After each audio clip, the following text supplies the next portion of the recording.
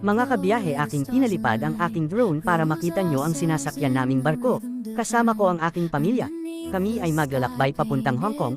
Lulan kami sa isang cruise ship na malaking barko na dinisenyo para sa mga turista na gustong maglakbay at mag-relax sa dagat. Ang mga cruise ship ay may iba't ibang amenities tulad ng mga restaurant, swimming pools, gym, at mga entertainment facilities. Karaniwan, ang mga biyaheng ito ay may ruta na tumatagal ng ilang araw o linggo, kung saan ang mga pasahero ay maaaring mag-enjoy sa iba't ibang destinasyon at aktibidad habang nasa barko. Just you